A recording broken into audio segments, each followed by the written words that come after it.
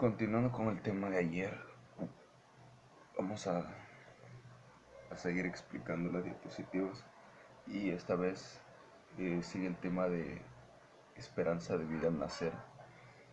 Vamos a ver a qué se refiere con este concepto. Dice, los avances de materia de salud han permitido que la esperanza de la vida de la población aumente. ¿Mm? Es decir, la esperanza de vida se refiere a la edad que promedio que llega a tener una persona, ¿no? A ver cuánto mi esperanza de vida puede ser 75 años, 80 años, 85. Eso es a lo que se le llama esperanza de vida. Las niñas y los niños que nacen en este año, es decir, estamos hablando del 2018, vivirán en promedio 75 años. Las niñas vivirán en promedio 77.9 años. En cambio, se estima que el promedio de vida de los niños sea de 72.2 años, con una diferencia de 5.7. Es decir, nos quiere entender que las niñas viven más tiempo que los hombres. O sea, las niñas viven más tiempo que los niños, con una diferencia de 5.7 años.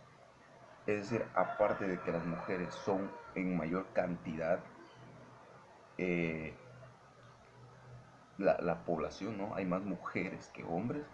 Ahora también las mujeres viven más tiempo que los hombres. Se estima que en 2050 la esperanza de vida de las mujeres se incrementa a 4.7 años. Es decir, en promedio vivirán 82.6 años. Por su parte, los hombres se incrementarán en 4.5 años su promedio de vida para 2050, alcanzando 76.7 años. Entonces, pues las mujeres van a aumentar, van a seguir aumentando, mientras que los hombres estamos reduciendo, ¿no? Esto es a lo que se refiere la esperanza de vida. Y pues aquí podemos ver una imagen que tal vez no se alcance a ver cómo es que va aumentando la cantidad de población de hombres y mujeres, ¿no? Y su esperanza de vida también. Claro. Y pues ahorita vamos a pasar a la siguiente diapositiva. Vamos a ver si es el siguiente concepto o vamos a continuar con el mismo tema. Claro que sí, esperanza de vida al nacer por entidad federativa. Ok, aquí vamos a hablar por entidad federativa, por estado. La esperanza de vida es un indicado que refleja la heterogeneidad de las entidades federativas. En 2018 la esperanza de vida al nacer en todas las entidades es inferior a 76.5 años. O sea, en todo el país, en todas las entidades, este era el, el número máximo que una persona podía vivir, ¿no? O más bien menos que este número. Ahora, 18 entidades federativas están por arriba de la media nacional, que es de 75 años, y 14 están por debajo. Es decir, 18 estados, su esperanza de vida son 75 años o incluso mayor. Y las otras 14 están por debajo de ese número, ¿sí? Entonces, pues, eh, ahí cada entidad pues también tiene su esperanza de vida, no solamente el país, o sea, el país en general, pero pues también las entidades federativas tienen su promedio de vida. Ahora, continuando, dice, Guerrero tiene la menor esperanza de vida y la Ciudad de México la mayor con 73 y 76.4 años, respectivamente, con una brecha de 3.5 años. Es decir, Guerrero es el estado con menos esperanza de vida en las personas, ya sea, no sé, tal vez porque sea un estado quizá con problemas de pobreza, ¿no? Y pues obviamente eso afecta también a las personas y hace pues que su esperanza de vida sea menor. Ahora comparando a la Ciudad de México, pues obviamente se ve la diferencia y pues este incrementa la esperanza de vida. Ahora se prevé que para 2050 la Ciudad de México llega a 80.3 años y Guerrero 78.6 años. Sigan como los estados límites para la esperanza de vida a nivel nacional y que la brecha existente entre ellas se reduzca a 1.7 años. O sea, aquí estamos hablando de años futuros. Va a seguir siendo la misma entidad Guerrero con la menor esperanza de vida y la Ciudad de México con la mayor esperanza de vida. ¿Vale?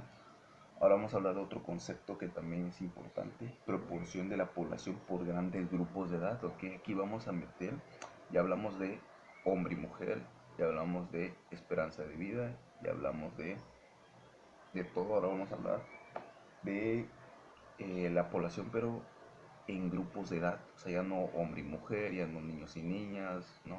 Jóvenes y adultos, sino ahora edad, ¿no? ¿De qué edad a qué edad? Dice, en México seguirá bajando la natalidad, es decir, los nacimientos. ¿Y qué provoca esto? Pues decrecimiento de la población. Por lo tanto, disminuirá la población joven en el futuro. Entonces, ¿quién nos quiera entender esto? Que quizá en este momento hay más personas jóvenes que adultas. Entonces, pues, en un futuro, al bajar la natalidad, no los nacimientos, van quedando las personas adultas y pues los jóvenes se van retirando. Durante 1970, alrededor de una de cada dos personas eran niños, niñas o adolescentes, es decir, de 0 a 14 años. En 1970, o sea, había gran cantidad de jóvenes, adolescentes de 0 a 14 años, más que adultos. De forma gradual, este grupo de población se ha ido reduciendo, es decir, conforme va pasando los años, va disminuyendo la cantidad de jóvenes en el país, por lo que se estima que para 2050 de cada 10 personas, 2 estarán en este rango de edad. Es decir, los jóvenes van y los adultos crecen, ¿no? Si baja la natalidad, pues baja la cantidad de jóvenes y pues los adultos suben. Ahora, la población joven y adulta, que va de los 15 a 64 años, ha aumentado ligeramente, pero ha aumentado. Alrededor de 7 de cada 10 estarán en este grupo de edad hasta 2030. Ok, entonces, de que estamos hablando de 2018, ¿no? Hasta 2030, el grupo de los adultos, que va de 15 a 64 años, va a seguir en pie y va a seguir creciendo. E irá descendiendo hasta 2050. Entonces de 2030 a 2050 va a volver a reducir y pues supongo que los jóvenes van a volver a subir. En cambio, la población adulta mayor, 65 años y más, representa una proporción cada vez más alta de la población. Es decir, las personas adultas mayores son las de mayor concentración en el país, le siguen las adultas y por último los jóvenes, ¿no? Así nos da a entender este concepto. Ahora, esto se subdivide, ¿no? La esperanza de vida por grupo de edad se subdivide en población de niños, niñas y adolescentes. Vamos a ver. La reducción en el número de hijos o hijas que tienen las mujeres deriva en una menor cantidad de niños, niñas y adolescentes que viven en el país y en consecuencia de la población joven futura, ¿no? Es decir, eh, cada vez más los nacimientos se reducen en el país y pues obviamente provoca que los jóvenes hayan menor cantidad y los adultos pues hayan mayor cantidad. En 1970, 48 de cada 100 personas en México eran niños, niñas o adolescentes. O sea, antes habían más jóvenes.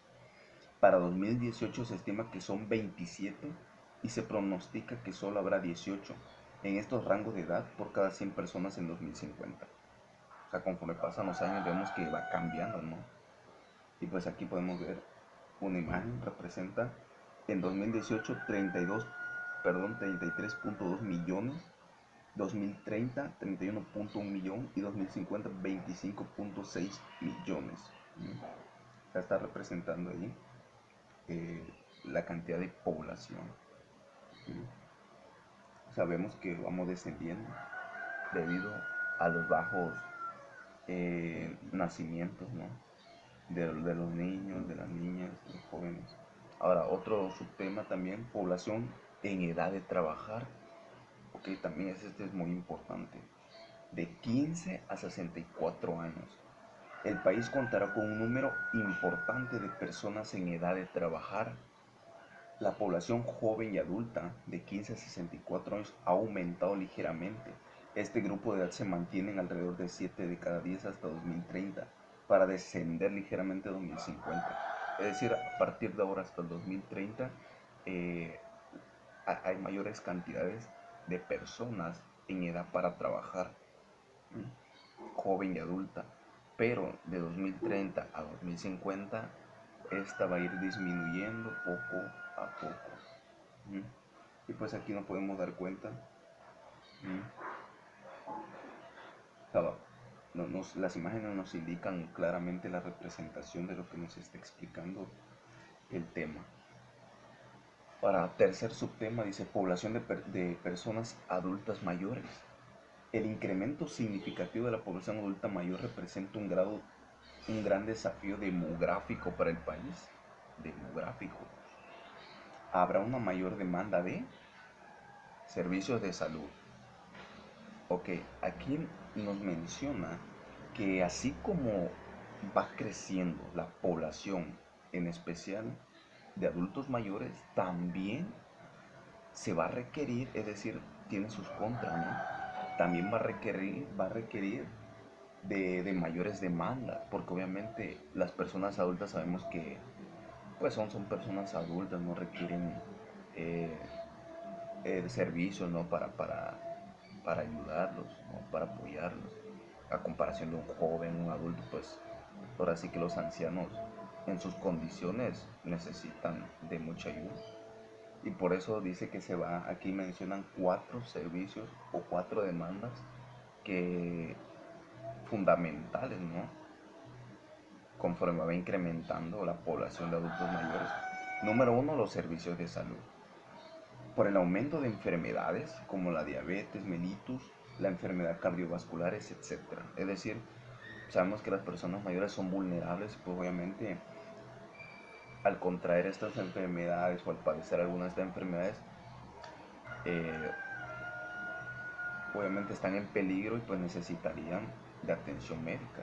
Entonces pues los servicios de salud no estarían mal que aumentaran para que pues obviamente se trataran estos problemas en el país. Número 2, seguridad social. Debido a que un mayor número de personas de 65 años y más pasará a la inactividad económica. O sea, también los servicios de seguridad social también. Es decir, son fundamentales de lo que va del crecimiento de la población de adultos mayores.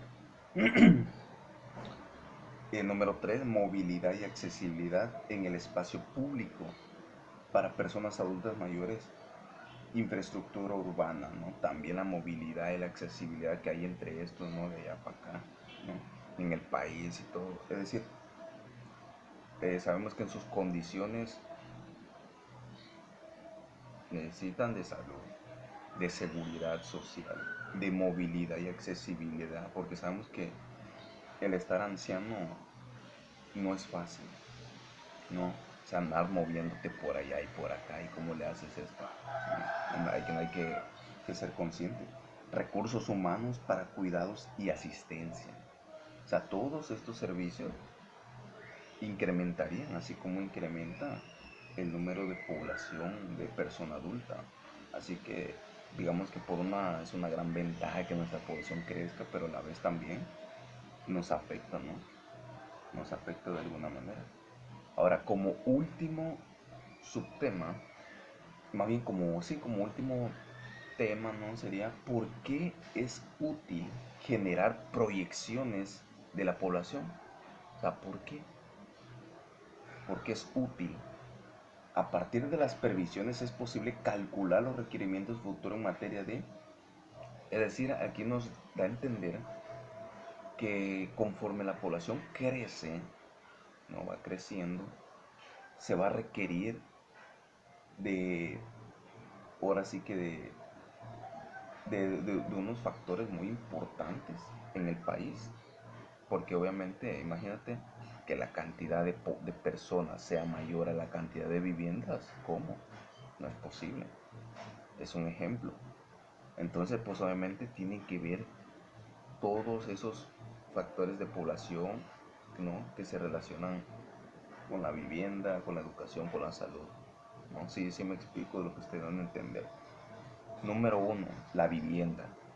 Las proyecciones nos permiten identificar las entidades que podrían requerir más vivienda por el crecimiento de su población. Haz de cuenta un ejemplo que Chiapas, ¿no? Está incrementando su población. Obviamente, el gobierno, ¿no? Tiene la obligación o que nos apoyara con más viviendas. Porque imagínate dónde viviría, ¿no? Entonces el crecimiento de la población también requiere, requiere mucho proyectos, ¿eh? No nada más de que hay. Número 2, educación. Conocer a futuro el monto de la población en edad escolar permite prever la construcción de escuelas y el número de maestros y maestras que serían necesarios. Ahí está también la educación, así como crecen niños, jóvenes, adolescentes, ¿no? Obviamente también tiene que haber educación, construcción de más escuelas, ¿no? De más maestros trabajando, es decir, tiene que incrementar. Número 3, salud. Saber con anticipación la posible demanda de vacunas, de hospitales, de centros de salud y del personal necesario para la atención de la población. También la salud, o sea, más centros de salud, más medicamentos, más hospitales, más vacunas, también tiene que incrementar, ¿no? O a quien no le ha pasado que va al centro de salud, no está esperando una gran fila, una gran cola, o que un ejemplo te pongas una inyección que no hay. Es un desastre. Entonces, mayor cantidad de servicios de salud, increíble, ¿no? Estaría bueno, nos facilitaría más todavía, ¿no? Nos lo facilitaría más. No habría ningún problema. O sea, ahí vamos tres: vivienda, educación y salud. Nada más tres, ¿eh? Faltan otros todavía. O sea, para que vean que no es nada más de que... no, también tiene sus desventajas, ¿eh? Número 4, seguridad social, ¿no? Determinar la población en edad de retiro, que se retiran, que habrá en algunos años, nos permite analizar los posibles escenarios en materia de seguridad social y los costos para el Estado, ¿no? El retiro, o sea, no sé, pero se refiere, me imagino, como se dice, un ejemplo, ¿no? Los maestros, ¿no? Que se jubilan quizá, los marinos también que se retiran a sus tantos años, ¿no? O sea, también es bueno porque pues obviamente de qué, o sea, de qué te serviría lograr una profesión, ¿no? Y que al final de cuentas me retiro y ya no gano nada, o sea, acabó. Pues como que no, o sea, me retiro y aún así jubilado me siguen dando mi dinerito. O sea, bien, te ayuda.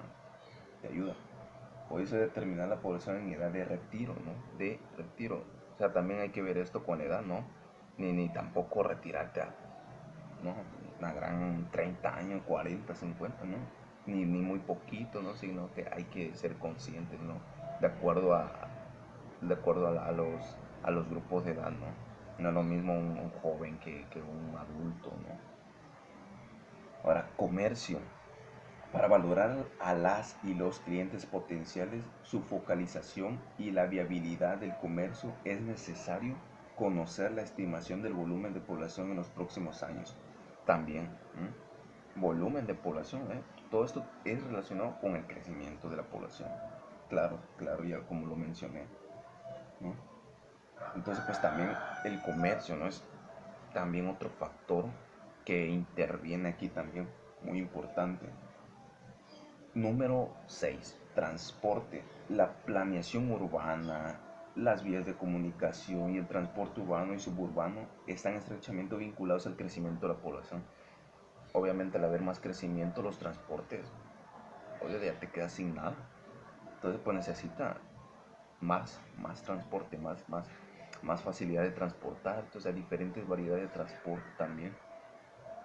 O sea, facilitaría demasiado, demasiado, ¿no? Y no es lo único, no es lo único. Creo que vamos con otros, las últimas, si no me equivoco. No, ahorita vamos a ver.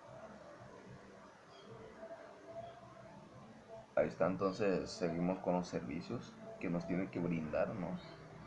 de acuerdo pues al crecimiento de la población. Llevamos 6, ¿no?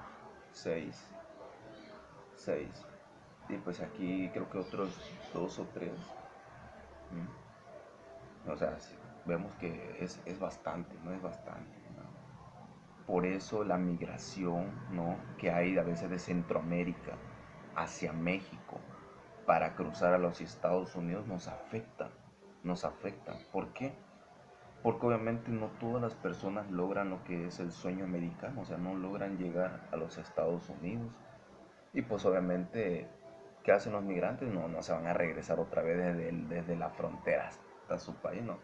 Entonces lo que hacen es residir ahí, en la frontera, ahí se quedan, ahí se acumulan la gran cantidad de migrantes, que, que cubanos, que salvadoreños, que esto, que lo otro, ¿no? Y obviamente incrementa gradualmente la población bastante. Entonces, pues obviamente afecta. Por eso te digo, el crecimiento de la población no es nada más de incrementar y ya no, sino que también tienen que ver por eso. ¿M? También tienen que ver por eso. No es nada más de que, ay, no. Entonces, pues de alguna manera nos afecta muchísimo. Porque obviamente el que incrementar la población, o sea, nuestro país, no vamos a decir que también es un país rico, industrializado, potencia, no, nada. Pero pues obviamente imagínate, con nuestros propios mexicanos, a veces no encontramos empleo, trabajo o no sé, algún otro factor. Y pues obviamente que lleguen inmigrantes de otros países a residir aquí, digamos que nos están quitando más empleos, ¿no? O sea, reduce la cantidad de empleos. Entonces, por eso, estos son los servicios que se tiene que brindar, ¿no? Si el incremento de la población aumenta cada vez más, esto también tiene que aumentar, porque imagínense, sería una crisis, ¿no? Muchísima. Y pues obviamente por eso es que muchos de nuestros paisanos se van a emigrar a otros países como es los Estados Unidos. Bueno, vamos a mencionar el séptimo concepto, que es el agua. Al anticipar el número de personas que habrán en los próximos años, se obtiene la demanda futura de este líquido vital para la población y de esta manera se evitan desabastos. Sabemos que México, pues, tampoco vamos a decir que cuenta con una gran cantidad de agua, pero imagínense, si aumenta la población, el agua es fundamental, muchísimo, y tiene que aumentar para que, eh, ahora sí que se disperse en todo el país y nadie se quede sin este líquido vital. Número 8, abastecimiento alimentario también. Al estimar el volumen de la población a futuro, se calcula la demanda de alimento necesario para abastecer a la población. Si hay agua, también alimentos, tiene que abastecerse a la población. Y eh, el último, empleo, el que apenas acabo de mencionar con respecto a lo que estaba diciendo, se aprovecha el potencial que representa una población concentrada en estados laborales entre 15 y 64 años, la cual abre oportunidades para el desarrollo económico, ¿no? O sea, está muy claro. El empleo, sí, el empleo, la verdad. El empleo también es uno de los temas que se hablan muchísimo por lo que pues no hay trabajo, no hay empleo. Aquí está, ¿no? Aquí está, se menciona, claro, obviamente, porque sabemos que, como les mencionaba, pues que no, eh, tiene sus contras también, ¿eh? Tiene sus contras. No es nada más de esto, ¿no? Y no crean que los otros países como le harán, ¿no? China, Estados Unidos, India, que son los países con mayor cantidad de población, pues obviamente, eh, pues también cuentan aparte con países enormes, no sé, son potencias. Obviamente el ser una potencia no es nada más de armamento nuclear, ¿no? Pues, tiene también muchos factores. O sea, es un tema también muy amplio. Pero bueno, eso ha sido mi exposición por todo el día de hoy, de la asignatura de geografía. Y